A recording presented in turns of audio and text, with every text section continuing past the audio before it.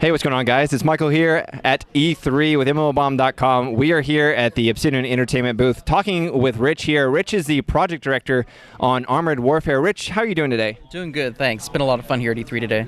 Great to hear. Now, Rich, can you tell us a little bit about Armored Warfare? It's a tank simulator, but can you get a little bit embellish upon it? There are a couple other ones out right now. What makes Armored Warfare different from what we see today?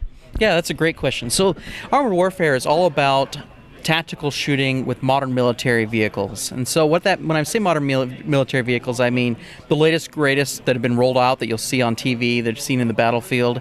And that also includes all of the military technology that's been developed over the last several decades. That's going to be featured in the game as well. So, you know, it's going to be an opportunity to get your hands on a lot of things that other games don't let you do. Just because they didn't exist in the older eras for the previous wars. But it's also going to come together and provide you with the opportunity to use those things on the modern vehicles. Now today we got a chance to demo both the PvE portion of the game, which is interesting because a lot of the tank simulators out there today don't really feature a PvE portion of their tank sim. Can you talk a little bit about what your goal is with that? Is it going to be supported as much as, say, the PvP portion of the game? Are you going to have like multiple missions and ways to progress through that? Can you just give us a little bit more of embellishment on that? Yeah, for sure. PvE has been a goal of ours on this project from the very, very first beginning of it.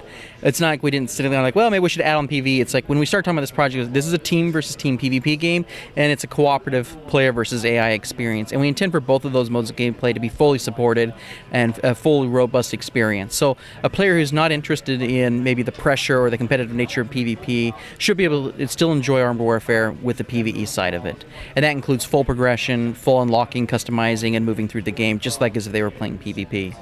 During the presentation today, you talked a little bit about the environment, how the CryEngine thing will really allow you to show off these different environments and different locales for the tanks. Can you tell us a little bit more about how the environments will actually affect the tanks? Because that's something that we really haven't seen from tank simulators, is sort of like the effect of the environment on how the game plays.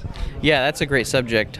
So one of the great things about the CryEngine is it lets us make these really great looking outdoor environments on these maps. But we really want the players to think about the environment as well in terms of where they go and what they're doing over the course of a match. So things that affect gameplay include things like cover. That might be soft cover in the form of brush that helps conceal your vehicle. It might be hard cover in terms of a hill or a mountain or a wall. Another important element is what terrain you're driving over in your vehicle. So hard concrete or pavement, you're going to get a lot better grip on the vehicle. It's going to handle better. It's going to move quicker. If you're moving through soft sand or mud, you're going to drag down. You're not going to move as quickly or snappily. The other thing we intend to do, and we've been showcasing in our demos, is also the weather conditions that we're going to have on the map. So we might have rain, we might have ice, we might have sleet or storm or blizzard. And those are actually going to factor into the game itself. So the weather conditions themselves can also alter the gameplay. They can alter how hard it is to detect the vehicles. It can alter what kind of view ranges you have to work with and other features like that. Awesome. Now, one of the questions that players had was, why modern day? Because when they think of modern day tanks, they often think of tanks that can immediately find their target with laser targeting, all these computer aided assistants, and destroy their target in one shot. Whereas older tanks or, in other tank simulators, it's more methodical, more, hitting back and forth and taking a few more shots to kill a target. What sort of balance have you had to do in order to bring the game in line with something that feels realistic but yet also feels balanced? Yeah, that's a great question. So actually, while modern vehicles are able to acquire targets very quickly and have high accuracy, armor has also evolved a significant amount over the last several decades. Composite armor was invented, additional use of spaced armor and caged armor and elements like that came into play. Explosive reactive armor has also been invented and added to the vehicles, and we're going to feature all those mechanics in the game. They're part of the armor simulation. So these vehicles are actually very tough and very rugged. While projectiles have gotten larger and more dangerous, so too has the armor gotten better and thicker and more defensive. So those same gameplay elements that you would expect to find in terms of the progression of damage capabilities and defense capabilities, you're going to find in Armored Warfare just as well. And it's going to match where the actual evolution of weapons and armor has been in real life. Will the tanks still have also like weak spots or systems that can be crippled or taken out themselves? Yeah, and that's really going to come down to one of the things I like with this type of game is that it isn't just just about Twitch skill. It's more about what do you know? What do you know about the strengths and weaknesses of your vehicle? What do you know about the vulnerabilities and strengths of the opponent vehicles that you're going up against? And how can you take advantage of that?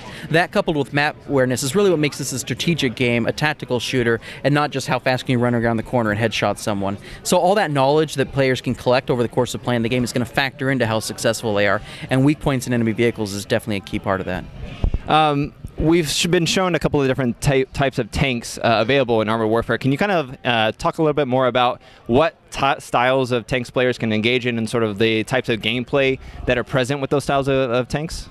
Yeah, for sure. So, of course, there's the iconic main battle tank that, when you think of a tank, what do you picture in the modern world? Those are going to be present in the game. They're really defined by their heavy and thick armor and large caliber weapons capable of powerful direct fire. And so we recognize that those vehicles are very strong on their own because they have the armor, they have the damage. So what are we going to bring for the other vehicles into the game? And so for artillery, we look at the top-down view that they can have, the satellite view, that lets them get more tactical information about what's going on the map, as well as aim these shots across the match. They have incredibly long range. But then when we take a look at recon, it's like, well, what is recon going to do? So we can give them stats that have to do with stealth and view range. And of course, in real life, they're very, very, very mobile, and that's reflected in the game. But another core element was giving recon players or players that are playing these reconnaissance vehicles more to do. And so an element that we're not showing it here in the demo, but is present in the game, is a mechanic that we're tentatively calling designated target. And that allows a recon player to mark targets on the enemy team, and his allies will gain bonuses and envision bonuses against spotting those enemies and doing additional damage to them. So the recon players can actually be a key element of a successful team, even without necessarily having the armor or the large cannon of a main battle tank. Interesting. Now, in terms of team size, what are you shooting for in terms of both sides and player size, rather? Yeah, so we don't have a final number on that yet. We've experimented some different team sizes, somewhere in the neighborhood of 15 to 16. As we try out larger maps, we may even want to try out larger team sizes beyond that as well. So we don't have a final answer on that, but it's going to be a fairly large team. We saw a little bit of customization options that will be available in Armored Warfare. Can you talk a little bit about how you can customize your tank and sort of the added benefits or bonuses added when you do that? Yeah, for sure. I don't want to go into too much detail on the actual upgrade trees and technology and research itself, but I will talk about some of the visual upgrades that you'll see reflected on your vehicle as you attach them. So, when you think about add-on armor, well, add-on armor is going to change the visible appearance of your tank because it would have to. You're changing either the profile of the vehicle, you're changing the composition of the armor on the outside of the vehicle. That'll be reflected visually. Camo nets, also very visual element that you'd expect to see on the outside of the tank. That'll be represented in the game. Other attachments, advanced technology like active protection systems will actually be rendered on the vehicle if you've installed it on the vehicle. Smoke grenade launchers too. You'll see the smoke grenade launchers appear on your turret or on the hull, depending on where they were on that vehicle, once you've unlocked and added smoke grenade launcher or smoke grenades to your vehicle. So yeah, you'll definitely see the vehicle change over the course of when you first get it, and then when you have it fully upgraded, you'll see the visual difference between a fully upgraded vehicle and a starting vehicle. Nice. In terms of it being free to play, Armored Warfare, of course, is free to play. Is there any sort of progression in there that you can pay for with real money in terms of we see premium tanks, for example, and a lot of different tank simulators? What sort of, do you know sort of what kind of transactions or what people will be able to purchase with real money versus get in game for free? Yeah, that's a great question. Unfortunately, we're not going into details on the monetization at this point, but I can say that it is a core element and core philosophy of this project that someone who pays money in the game is not going to have advantage in a match over someone who hasn't. It's going to be a fair chance. It's going to be down to what the player has chosen, what do they do with their vehicle, and how do they play it, and not how much money did they put in the game. So it's going to be one of the terms that we're using with My.com is free to compete. So there's 3 types of tanks, essentially. Do you have any idea of how many tiers players will be able to progress through when the game launches? We don't have a final number on that right now.